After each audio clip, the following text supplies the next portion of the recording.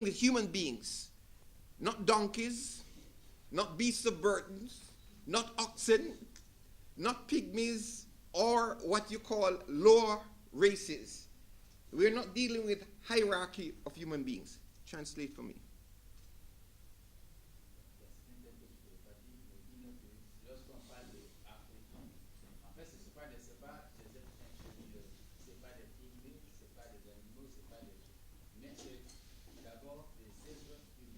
Good.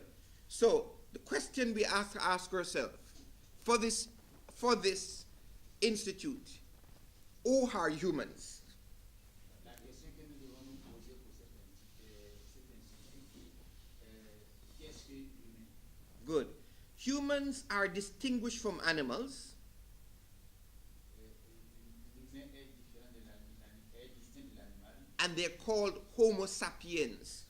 Par l'appellation Homo sapiens. And they're distinguished from animals by the use of tools.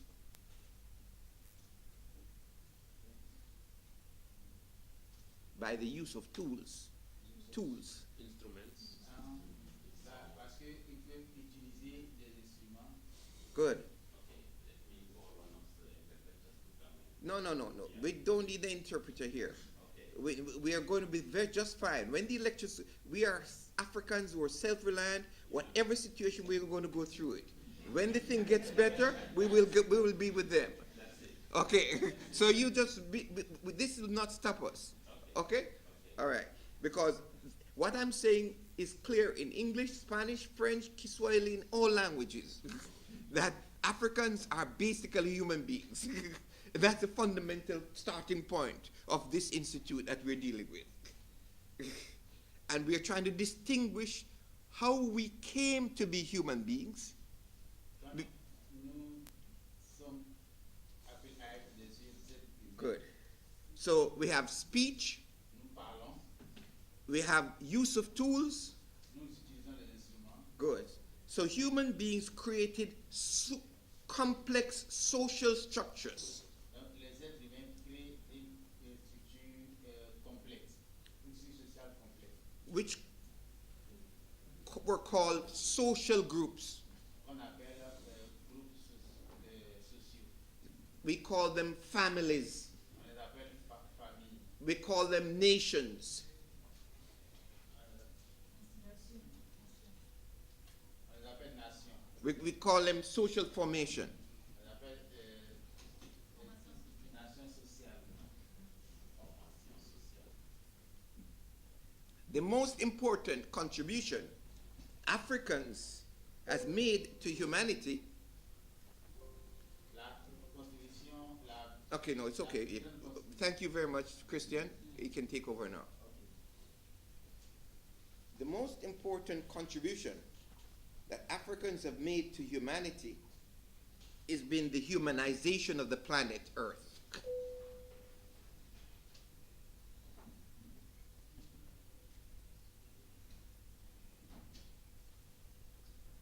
So not only are Africans human beings, Africans have participated in the process of humanizing the planet.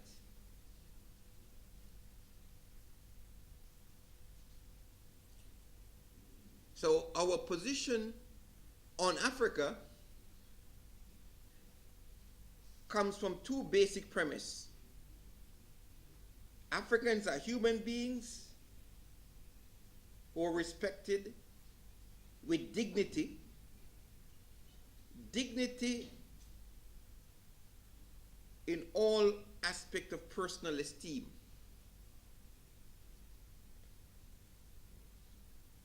That's the first premise. The second is Africans think and have a right to live on the planet. So our institute is based on how to emancipate these thinking beings and to humanize the planet.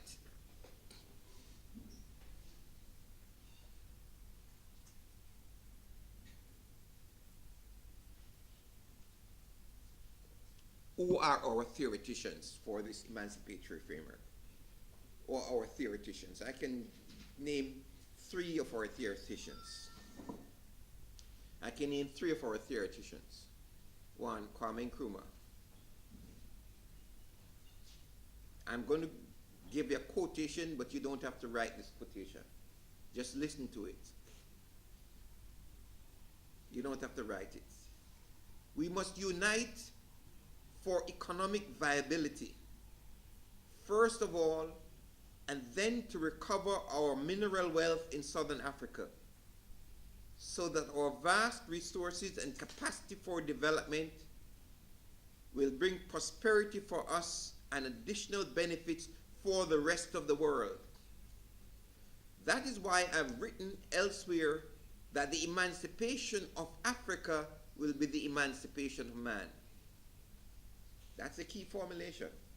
The emancipation of Africa is the emancipation of human beings. Kwame Nkrumah was using the generic terms for man, which meant really human beings. So when we speak about the emancipation of Africa, we're speaking about the emancipation of human beings. The other theoretician that we use in our reference for emancipation is Bob Marley. As our main theoretician, Bob Marley is a theoretician and a philosopher who said, "Emancipate yourselves from mental slavery. None but ourselves can free our minds." And Walter Rodney is our third theoretician who talked about self-emancipation and self-organization of working peoples. I'm going to stop there. So I am clarified what I mean by emancipation, emancipatory theory, and who are our theoreticians. Any questions?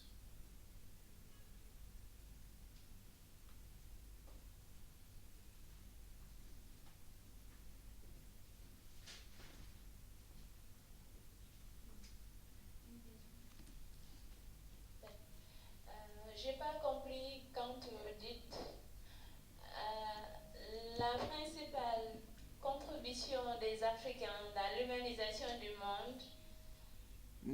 Mm-hmm. Et, voilà. Et que les Africains ont participé à l'humanisation du monde. That's the most fundamental contribution. Okay. The most fundamental contribution, Africans created this species that is now called human beings. That is the most fundamental contribution.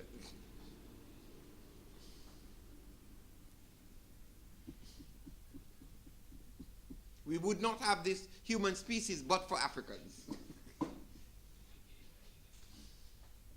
Any other questions about emancipatory theory? Yes. En fait, moi, je n'ai pas très bien compris. Lorsque vous avez dit que l'émancipation de l'Afrique constitue l'émancipation de l'être humain, yeah. Comment rattacher l'émancipation de l'Afrique à l'humain tout entier? Good. In other words, the question is asking, what does Kwame Nkrumah mean? His question is asking, what does Kwame Nkrumah mean by saying that emancipation of Africa is the emancipation of human beings? That's what this institute is about.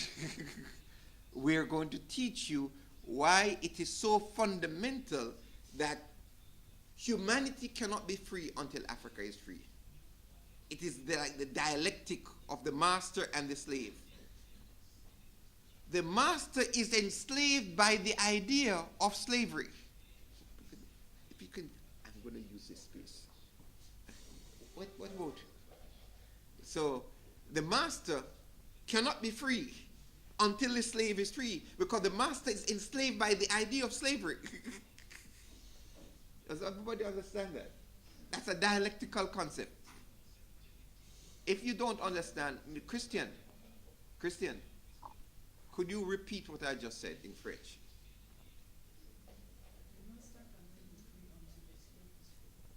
Le professeur dit que le maître ne peut jamais être libre tant que l'esclave n'est pas libre. Parce que le maître tient l'esclave par la domination. Donc tant que n'a franchit pas l'esclave, que l'esclave puisse s'épanouir, le maître aura toujours à veiller à ce que l'esclave soit sous contrôle.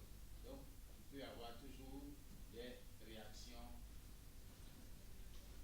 Il peut toujours avoir des réactions, des contestations de la part de l'esclave. Or, pour que le maître soit tranquille, paisible, c'est que l'esclave se sent plus opprimé, donc il se sent affranchi et libre. Okay. C'est à ce moment-là que le maître trouvera sa tranquillité. Let's put it another way. Humanity cannot be free until we get rid of the idea of hierarchy of human beings.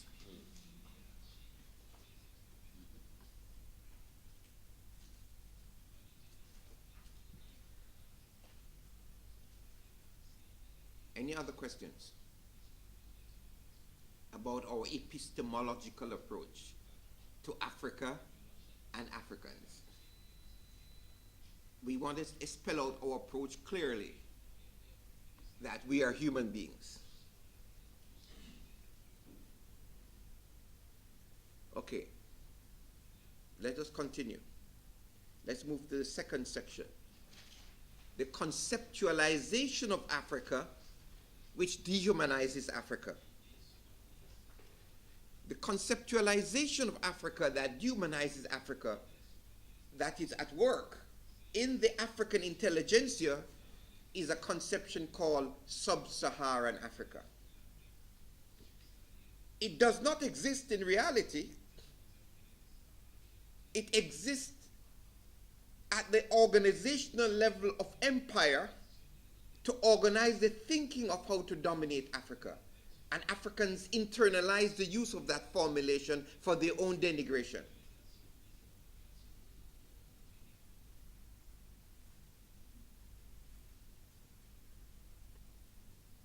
The United States State Department has a designation called Sub-Saharan Africa. And Africans use it when there's no coherence to it, because they have identified a number of countries that the United States State Department says are not in Africa. These countries are Morocco, Western Sahara, Algeria, Tunisia, Libya, Egypt. These countries are supposed to be not in sub-Saharan Africa. So where is Mauritania? Where is Niger? Where is Mali? It conceptually and geographically, it does not make sense. But it is coherent from the organizing principle of governance from the imperial point of view. And it's important that Africans internalize that concept of sub-Saharan Africa. So the two organizing principles for the United States State Department is one of sub-Saharan Africa, and they have something else called Middle East and North Africa. This concept of sub-Saharan Africa is not accepted by Africans. I am sure all of you have read the UNESCO General History of Africa. The introduction of the UNESCO General History of Africa, in introducing the 8 volumes of the UNESCO General History of Africa, it sets out clearly how African intellectuals view this Africa.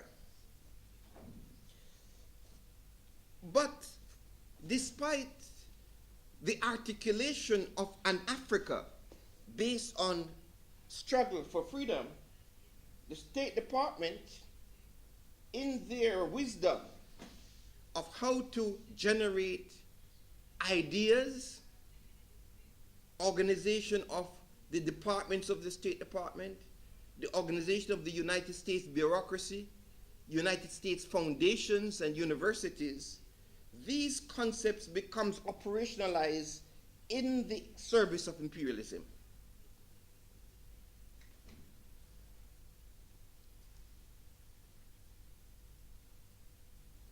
The European Union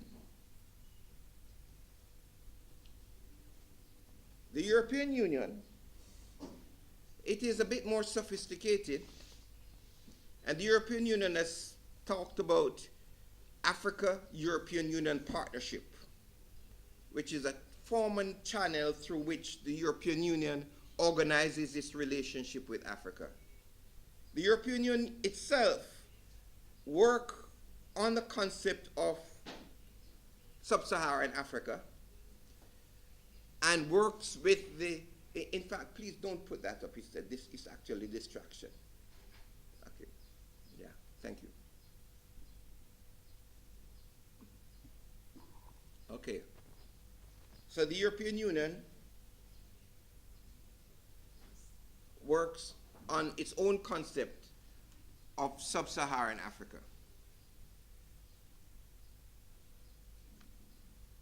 As Africans, we start from the position not only are we Africans and we define ourselves as such, we define ourselves as human beings, we operationalize it at the level of conceptualizing the organization of society.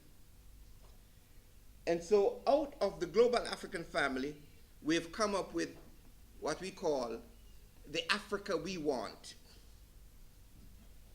The Africa we want is the conceptualization that has been forced by the global African family on the African Union. This position that was forced on the African Union came out in Agenda 2063.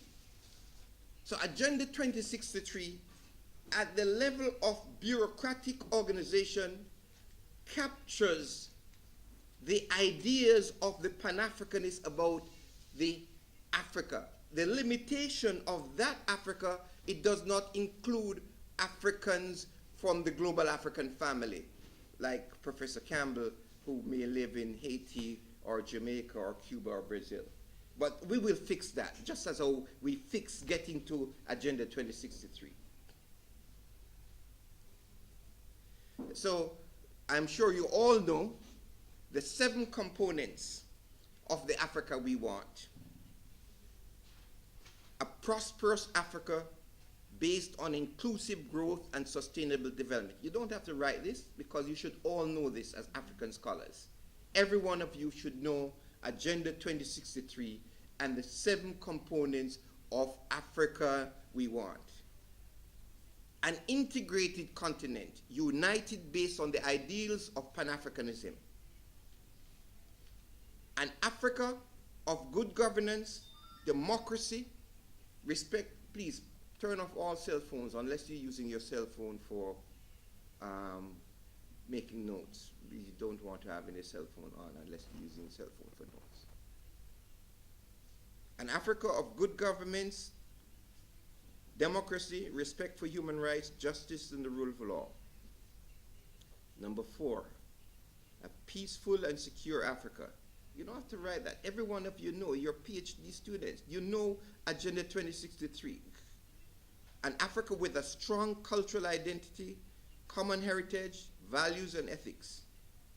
An Africa where development is people-driven, unleashing the potential of its women and youth. An Africa strong, united, and influential global power and partner. In fact, we say that when we achieve this goal, there will be no place on the planet Earth that will be as powerful as Africa.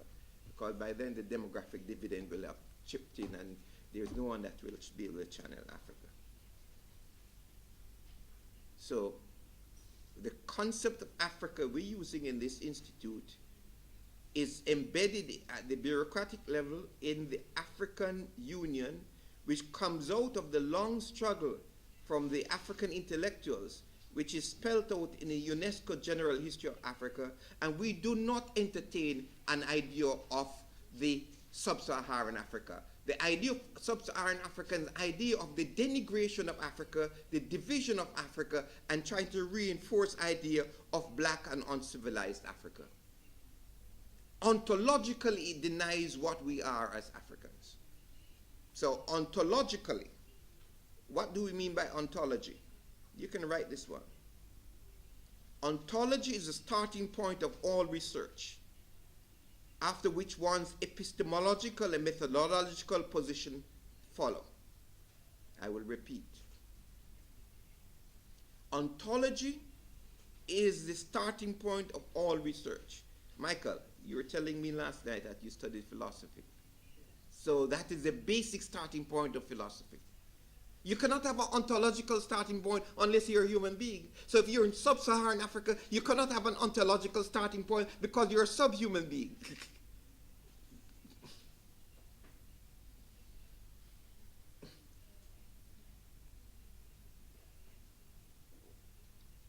Any questions about ontology?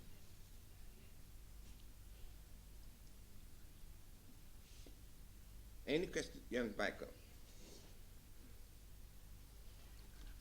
Yes, maybe to go back to maybe the issue of the epistemology, especially on the concept we are talking about, Sub-Saharan Africa. It doesn't exist. It's a State Department, Western Europe. It doesn't exist. So we're banishing it.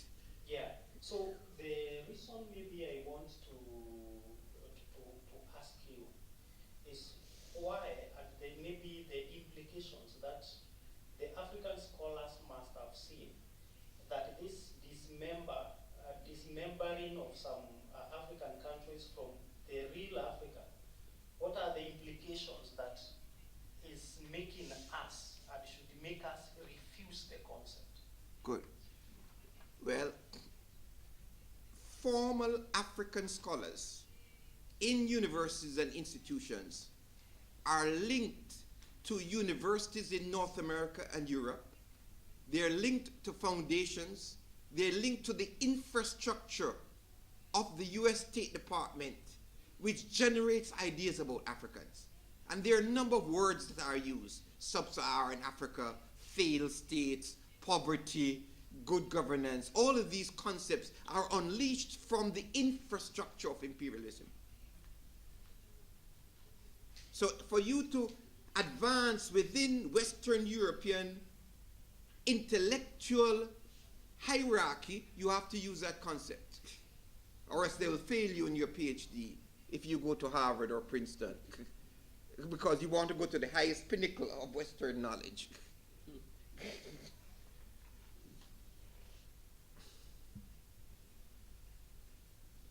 Any other questions on ontology?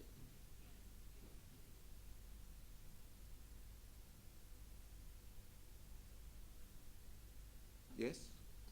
Go ahead. Yes. Ontology is a starting point of all research, after which one's epistemological and methodological positions flow. You can either have a holistic ontology, which means that you're confident in yourself of who you are as a human being, or you can have a mechanical ontology.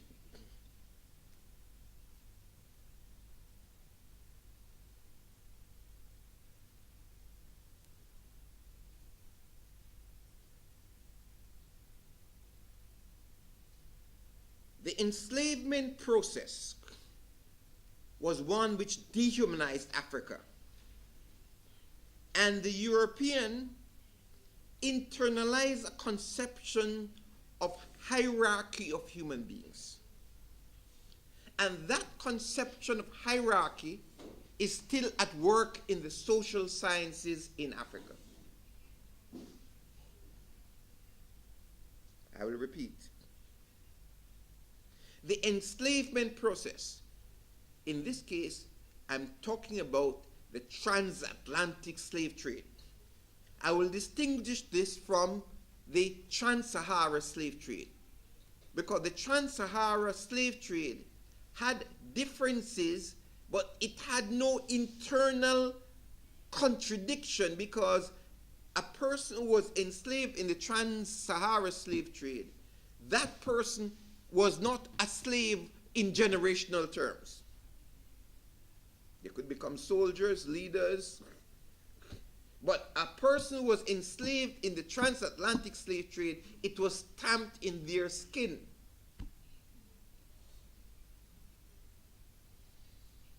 And the Europeans, after 200 years of involvement in this traffic, developed the ideas that there were two species of human beings, not one species.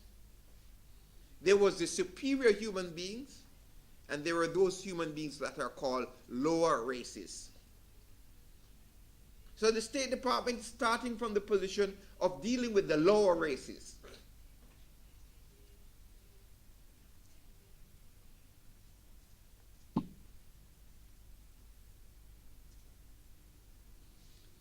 Ontologically, the enslaved African was captured in the body, but not captured in the soul and the spirit. Pan-African rebellions dug deep in the spirit of Africa, and every rebellion called upon the spiritual power of the ancestors, because the African relationship of the ancestors is part of what kept the Africans sane as human beings.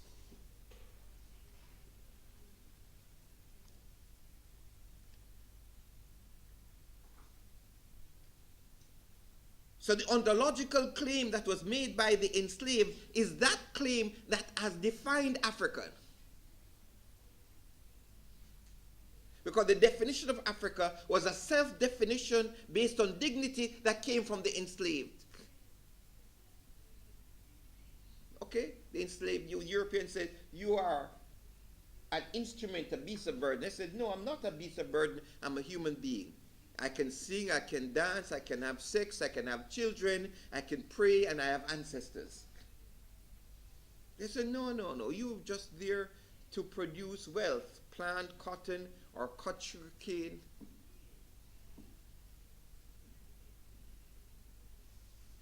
Ontological claims are claims that are made about the nature of social reality, claims about what exists, what it looks like, what units make it up, and how these units interact with each other. In short, ontological assumptions are concerned with what we believe constitutes social reality. So if the State Department believes that there's no such thing as Africa, yes, well, but the State Department and the Pentagon disagree, because the Pentagon has Africa and the Africa Command, which excludes Egypt. So there's confusion at their levels, at geography, politically, militarily, but we internalize the confusion.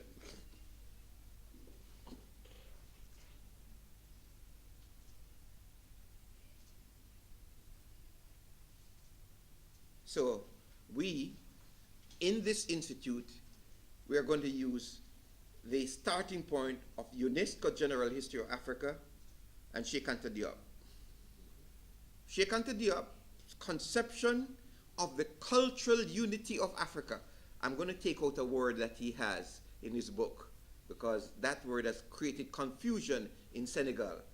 The word that he has in his book is called the cultural unity of Black Africa.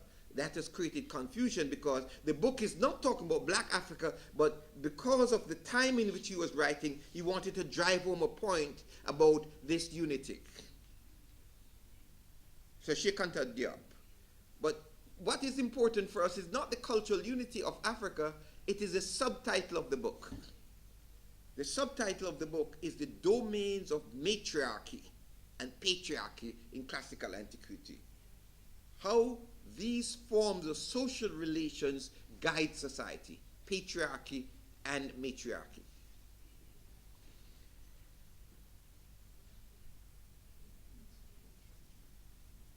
The domains of matriarchy and patriarchy. I would expect that in this institute we don't have to do this, but Madame, please tell us what you understand by matriarchy and patriarchy.